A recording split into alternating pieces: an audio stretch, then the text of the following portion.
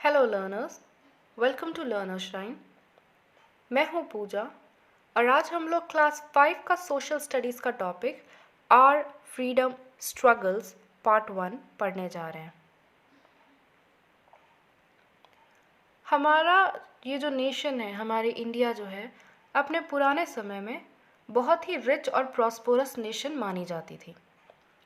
ये पूरी की पूरी दुनिया में अपने स्पाइसेस यानी मसाले, टेक्सटाइल्स यानी कपड़े, ज्वेलरी यानी गहने, पर्ल्स यानी मोती, इनके लिए पूरे दुनिया में वो फेमस थी। बहुत सारी कंट्रीज़ के जो लोग हैं वो हमारी कंट्री के साथ ट्रेड करना चाहते थे। क्यों? क्योंकि हमारी जो कंट्री है वो ऐसे ट्रेडर्स को एक बहुत बड़ा मार्केट प्रोवाइड करती है ताकि वो लोग आकर इस पर ट्रेड कर सके। साथ ही साथ इंडिया के पास बहुत सारे exotic spices, jewellery and textiles भी थे जो दुनिया के किसी और कोने में नहीं मिलते थे। बहुत सारे यूरोपियन ट्रेडर भी हमारी कंट्री में ट्रेड करने के लिए आए। जो सबसे पहले फॉरेनर थे जो हमारे देश में आए थे वो एक पोर्तुगीज़ एक्सप्लोरर थे। नाम था उनका वास्को डी गामा। यहाँ पे आप उनको फ़ोटो में देख सकते हैं। ये हमारी कंट्री में आए थे 1498 में घूमने के लिए, देखने के लिए। इसके बाद कुछ फ्रेंच ट्रेडर्स आए और फिर फाइनली 1608 में इंग्लिश ट्रेडर्स हमारे कंट्री में आए।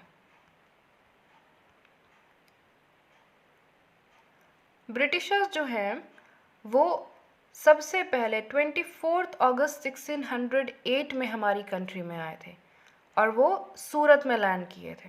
बाकी जितने भी दूसरे देशों से फॉरेन ट्रेडर्स आए थे उनके कंपैरिजन में ये जो ब्रिटिशर्स थे, ब्रिटिश ट्रेडर्स, वो बहुत ज़्यादा पावरफुल थे।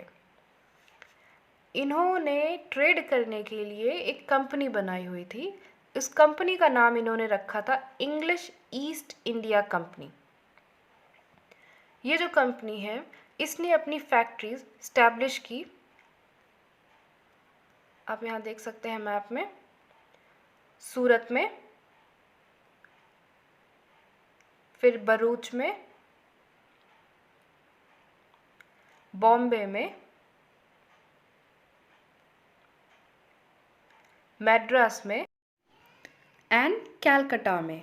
तो सबसे पहले इन्होंने जो अपनी फैक्ट्री स्टैब्लिश की और बहुत तेज़ी से फैक्ट्री स्टैब्लिश की वो की सूरत में, भरूच, बॉम्बे, कैलकाटा एंड मैड्रास में। ये क्या करते थे, हमारी कंट्री से बहुत ही सस्ते में सामान खरीदते थे और बाहर के देशों में बहुत ऊंचे दामों पर, बहुत हाई प्राइजेस पे बेचते थे। इस वजह से ये जो कंपनी है इसको बहुत ज़्यादा प्रॉफिट होता था। इस कंपनी ने ये चीज़ भी देखा कि यहाँ के जो लोग हैं उनको बहकाना थोड़ा आसान है, थोड़े भोले भाले से हैं। तो क्या करते थे, उनको लगा कि भाई लोगों के बीच में यूनिटी नहीं है, एकता नहीं है।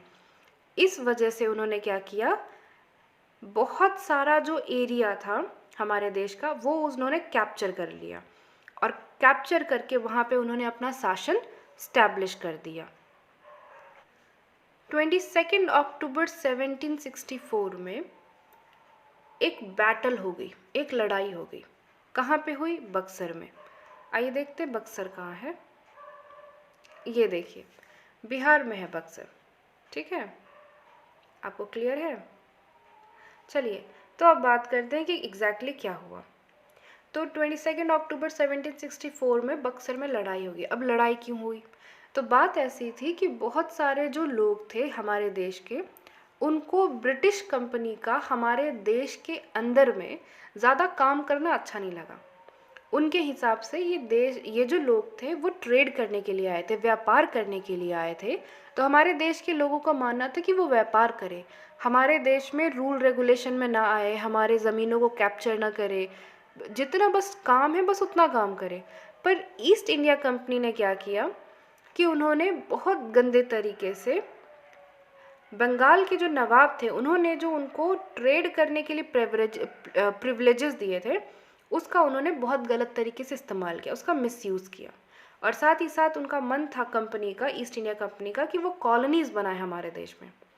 इसीलिए इन्होंने क्या किया, लोगों को सताना शुरू कर दिया, थोड़े से जुल्म करना शुरू कर दिए। इसी वजह से मुग़ल एम्परर जो थे शाह आलम टू, फिर बंगाल के जो नवाब थे मीर कासिम, और अवध के जो नवाब थे सैयदौला। इन्होंने क्या किया, इन्होंने ब्रिटिशर की जो ईस्ट इंडिया कंपनी थी उससे लड़ाई कर दी। तो एक तरफ में पूरी ब्रिटिश की ईस्ट इंडिया कंपनी और उसके सोल्जर्स लोग, और एक तरफ में हमारे मुगल एम्परर्स, बंगाल के नवाब और अवध के नवाब और उनकी पूरी सेना लोग। लेकिन इस लड़ाई में मुगल जो थे वो ब्रिटिशर्स के द्वारा मारे गए, हार गए, मुगल फोर्सेस हार गई। इस वजह से मुगल्स को बहुत ज़्यादा ह्यूमिलिएशन, बहुत गंदी तरीके से उनके साथ ट्रीटमेंट हुआ, उनको ह्यूमिलिएशन सहना पड़ा। कंपनी ने क्या किया, उनको कहा कि भाई आज के बाद आप भी एक इनकम लेंगे, रेगुलर इनकम। और वो इनकम बहुत ज़्यादा नहीं थी, बहुत कम थी, बहुत मुश्किल से उन लोगों का गुजारा हो रहा था। सोचने वाली बात है, जो एम्परर थे, है ना, बंगाल के नवाब, अवध के नवाब, मुगल एम्परर, ये लोग बहुत ऊंचे लोग हैं, बहुत बड़े लोग थे, और ऐसे लोगों को इतनी ज़्यादा ह्यूमिलिएट करना उनके लिए अच्छा नहीं रहा। ये जो बैटल ऑफ बक्सर हुआ उसके बाद ईस्ट इंडिया कंपनी जो है उसने बंगाल को पूरा का पूरा अपने अंडर ले लिया। उनका अब कहना था भाई अब चाहे आप कुछ भी कर लीजिए, अब बंगाल हमारे अंडर में है और हम क्या करेंगे, हमें जैसे मन करेगा हम उस पर उस तरह से शासन करेंगे। अब बात करते हैं हम लोग मैसूर वॉर के बारे में। तो 1799 में मैसूर में एक बहुत बड़ी सी लड़ाई हुई। ये लड़ाई हुई हमारी टीपू सुल्तान, जिनको टाइगर ऑफ मैसूर भी कहते थे, उनके और ब्रिटिशर्स के बीच में। कहाँ हुई ये? सेरिंगपट्टम में। चलिए आगे देखते हैं कि मैसूर कहाँ पे है। इस मैप में आपको दिख गया मैसूर, है ना? कहाँ है वो? कर्नाटका स्टेट में। चलिए तो फिर 1799 में एक मैसूर वॉर हुआ। कहाँ हुआ भाई? ये हुआ सेरिंगपट्टम में। यहाँ पे ब्रिटिशर्स और टीपू सुल्तान की लड़ाई हुई। ये जो लड़ाई थी वो 17 अप्रैल से स्टार्ट हुई और 4 मई तक चली, यानी कि पूरे 18 दिनों तक। इस लड़ाई में टीपू सुल्तान हार गए थे। टीपू सुल्तान को किसने हराया? तो टीपू सुल्तान को हराया सबसे पहले एक इंग्लिश जर्नल स्टुअर्ट ने, और उसके बाद उनको हराया एक इंग्लिश जर्नल हैरिस ने। टीपू सुल्तान के हारने के बाद ब्रिटिशर्स ने क्या किया, हमारे देश में डिवाइड एंड रूल पॉलिसी बना दी। डिवाइड एंड रूल पॉलिसी मतलब होता है पहले लोगों को आपस में बांटिए और फिर उनको लड़वा दीजिए। तो जब लोगों को हम आपस में बांट के उनको लड़वा देंगे तो फिर उनके ऊपर शासन करना आसान होता है। इसी चीज़ को लेकर उन्होंने क्या किया, एक किंग को दूसरे किंग से लड़वा दिया, और धीरे धीरे कर उन्होंने हमारे देश का बहुत सारा हिस्सा अपने अंडर ले लिया। ब्रिटिशर्स जो थे वो उनका मेजर काम यही था कि वो हमारे देश से जितना ज़्यादा हो सके उतना ज़्यादा प्रॉफिट बना ले। इसके लिए वो किसी भी लिमिट तक गए। उन्होंने क्या किया, जो हमारे देश के फार्मर्स थे, ज़्यादातर जो बिहार के जो फार्मर थे, उनको कहा कि आप इंडिगो उगाइए। इंडिगो हिंदी में उसको नील कहते हैं और ये एक ब्लू कलर का डाई होता है। अब इन्होंने क्यों कहा कि बिहार के लोगों को कि वो इंडिगो उपजाएं? इसलिए उन्होंने कहा क्योंकि बिहार का जो क्लाइमेट था, वहाँ का जो मौसम था, वो इंडिगो की प्लांटेशन के लिए, इंडिगो की खेती के लिए बहुत अच्छा था। ये जो डाई है, इस डाई को इंग्लैंड में बहुत मांगा जाता था, उसकी बहुत मांग थी। किस लिए भाई? कपड़ों को रंगने के लिए, डाई करने के लिए। ब्रिटिशर्स ने इन फार्मर्स को कहा कि भाई तुम खाने पीने की चीज़ें मत उगाओ, अपना पेट भरो चाहे ना भरो, लेकिन इंडिगो को, नील की खेती करनी ही करनी है। इसके अलावा उन्होंने क्या किया, फार्मर से ज़बरदस्ती ये लोग नील की खेती, इंडिगो की खेती करा रहे थे, और साथ ही साथ बहुत ही कम प्राइस पे उनसे खरीद रहे थे। इस वजह से क्या हो रहा था, बिहार के जो लोग हैं और ज़्यादा गरीब होते चले गए। हमारे देश के जो गरीब दर्ज के जो लोग थे, जो पेजेंट्स थे, ब्रिटिशर्स ने उनसे ज़बरदस्ती ओपियम, नशीला पौधा है ये, चाय, कॉफ़ी, चीनी, जूट, इंडिगो, इन सब की खेती कराई। अभी इंडिगो के साथ ये परेशानी है ना कि जब आप इंडिगो को एक बार उसकी खेती कर देते हैं या बार बार उसकी खेती करते हैं तो वो जो मिट्टी का जो फर्टिलिटी है, मिट्टी की जो ताकत है क्रॉप उगाने की, उसको कम कर देता है और धीरे धीरे करके ख़त्म कर देता है पूरी तरीके से। जो वीवर्स थे, यहाँ के वीवर्स यानी जो कपड़ा बुनने वाले थे, वो और ज़्यादा पुअर हो गए। इसलिए पुअर हो गए क्यों? क्योंकि ब्रिटिशर्स ने उनको ज़बरदस्ती कहा कि आप भाई जो भी कपड़े बना रहे हो उसको कम से कम प्राइस में हमें बेच दो। उसके अलावा क्या था कि ब्रिटिशर्स जो है वो इंडिया से कॉटन खरीदते थे बहुत सस्ते में, उसको ब्रिटेन में ले जाते थे और ब्रिटेन में क्या करते थे, ब्रिटेन में वहाँ पे उसका कपड़ा बनता था। अब वो कॉटन इंडिया से क्यों लेते थे? इसलिए क्योंकि ब्रिटेन का जो टेम्परेचर था या वहाँ का जो जगह था, वहाँ का जो क्लाइमेट था, वो कॉटन की कल्टीवेशन के लिए अच्छा नहीं था, कॉटन की खेती के लिए अच्छा नहीं था। अभी यहाँ से तो वो कॉटन ले जाते थे और वहाँ से क्या करते थे, जो कपड़े हैं वो इंडिया में ले आते थे और लाकर उसको बहुत ही हाई प्राइसेस पे, बहुत ऊंचे दामों पे बेचते थे।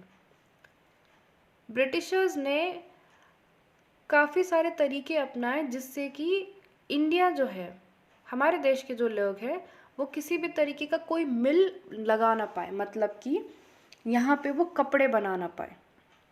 ब्रिटिशर्स ने एक और बहुत ही खतरनाक रूल हमारे देश के लोगों के ऊपर ज़बरदस्ती मढ़ दिया था, वो था doctrine of lapse. Doctrine of lapse ये कहता है कि अगर कोई जो किंग है वो मर जाता है और उसकी कोई अपनी संतान नहीं है, कोई अपना बेटा नहीं है, तो उनका जो राज्य है वो किसका हो जाएगा? वो ब्रिटिशर्स का हो जाएगा, जो कि बहुत ही गलत बात है, ऐसा नहीं करना चाहिए। पर फिर भी ब्रिटिशर्स ने अपने आप को मजबूत बनाने के लिए ये रूल लाया। इसके अलावा उन्होंने क्या किया, जो हमारे इंडियन सोल्जर्स थे जिनको सिपाही भी कहते थे, उनको भी इन्होंने बहुत तकलीफ़ पहुंचाई। अब आगे देखते कि इन्होंने कैसे इन लोगों को तकलीफ़ पहुंचाई।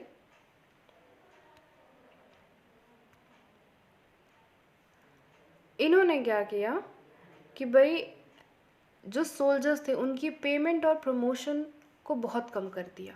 मतलब कि जो ब्रिटिश के सोल्जर्स थे उनको ज़्यादा पेमेंट मिलती थी, जो इंडियन के सोल्जर्स थे उनको बहुत कम पेमेंट मिलती थी।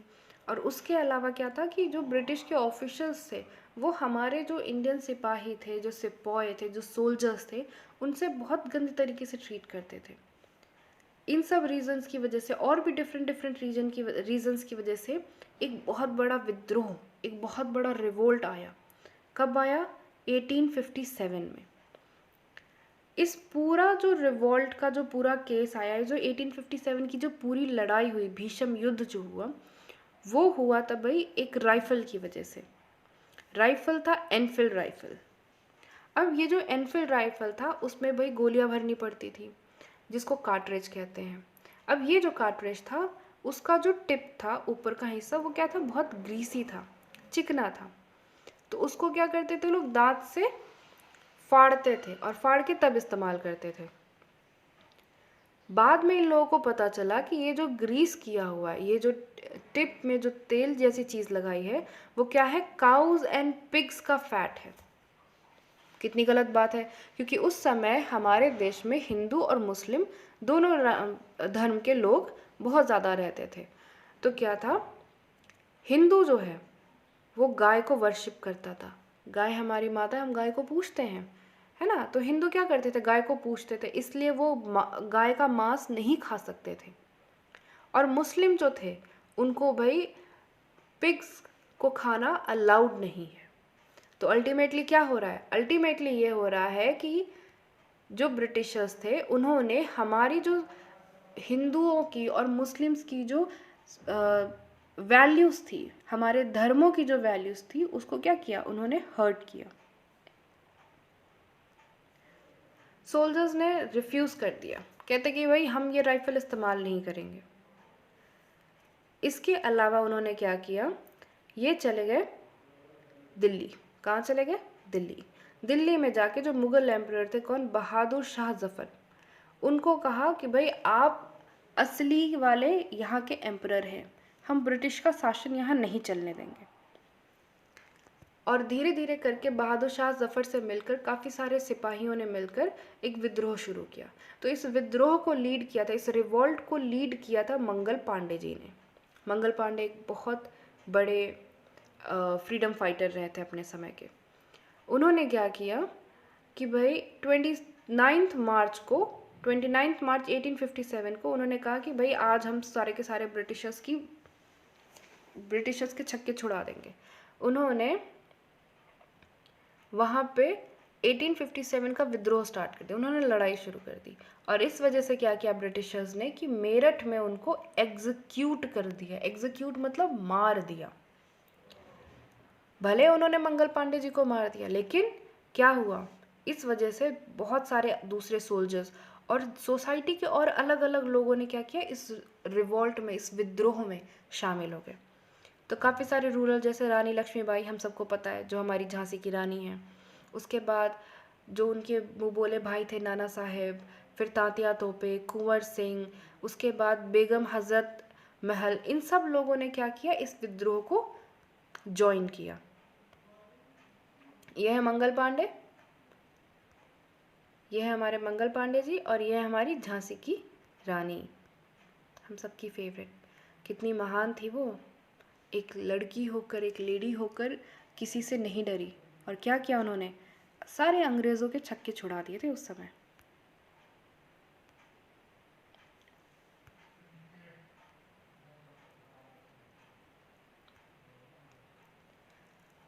इतना सब कुछ होने के बाद भी क्या हुआ कि 1857 का जो रिवॉल्ट था, वो जो लड़ाई थी, वो हम लोग हार गए। अब हारे क्यों? हारे इसलिए क्योंकि लीडरशिप की कमी थी, सही से प्लान नहीं हुआ था। इसीलिए ब्रिटिशर्स ने हमें बहुत ही क्रूअली सप्रेस कर दिया, हमें मार दिया। ब्रिटिशर्स के जो सोल्जर्स थे वो बहुत ही अच्छे से ऑर्गेनाइज थे और उनके पास अच्छे अच्छे आर्म्स थे, मतलब अच्छे बंदूक वगैरह थे। बहुत सारे इंडियंस को उस समय उन लोगों ने मार दिया। रानी लक्ष्मीबाई भी क्या हुई, इस लड़ाई में मारी गई। बहादुर शाह ज़फ़र जो थे, जो दिल्ली जाके सोल्जर्स ने जो उनको एम्परर बनाया था, उसको ब्रिटिशर्स ने कैप्चर किया और उसको बर्मा भेज दिया। बोले कि आप अब बर्मा के जेल में रहिए। उनके जो दोनों बेटे थे उनको भी उन लोगों ने मार दिया।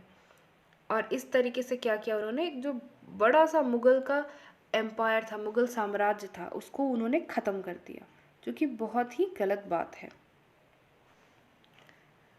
ये जो 1857 का रिवॉल्ट था, मानते हैं कि उसमें हम इंडियंस हार गए, लेकिन उस रिवॉल्ट ने हमारी जो कंट्री का हिस्ट्री है उसको एक बहुत ही इम्पॉर्टेंट सा टर्निंग पॉइंट दिया।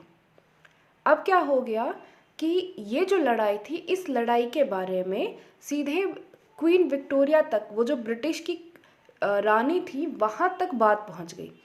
और इस वजह से उन्होंने क्या किया कि जो कंपनी के जो ट्रेडर्स थे, उनका जो कंट्रोल था कंपनी पे, उसको विक्टोरिया ने हटा लिया। क्वीन ने कहा कि भाई अब ट्रेडर्स इस ईस्ट इंडिया कंपनी को रूल नहीं करेंगे, अब डायरेक्टली कौन रूल करेंगे, तो ब्रिटिश क्राउन रूल करेगी, मतलब खुद क्वीन विक्टोरिया रूल करेगी। बट क्वीन विक्टोरिया तो भाई जाकर इंडिया में आके तो रूल कर नहीं सकती, इसीलिए उन्होंने क्या किया कि अपनी जगह कुछ विसरीज को भेजा कि भाई अब आप जाइए और मेरी जगह पे आप इंडिया में रूल करिए। ये जो रिवॉल्ट था, इसने बाकी बचे हुए जो रूलर्स थे और बाकी इंडिया के जो लोग थे, उनके अंदर एक अर्ज डाल दी, एक जज्बा डाल दिया कि भाई नहीं, अगर एक विद्रोह हो सकता है तो ऐसे और कई विद्रोह हम करा सकते हैं और अपने आप को, अपने देश को हम ब्रिटिशर्स के रूल से बचा सकते हैं, फ्री कर सकते हैं। इसके बाद ये जो भी रिवॉल्ट हुआ था, उससे उन्होंने सीख ली कि भाई नहीं, हमें जो भी रिवॉल्ट करने हैं, जो भी लड़ाइयाँ करनी है, उसको बहुत ही प्लान मैनर में करना है। और यही सब चीज़ उन्होंने अपने आगे की लड़ाइयों में दिखाया। वो आगे बहुत ही प्लान मैनर में लड़े और अपने जज्बा से, अपने हिम्मत से और अपने देश के प्रेम से, अपने देश को सब गुलामी से बचाने के लिए अल्टीमेटली उन्होंने क्या किया, ब्रिटिश साम्राज्य को हमारे इंडिया से हटा दिया। चलिए आज के लिए बस इतना ही, मिलते हैं अगले वीडियो में। Thank you.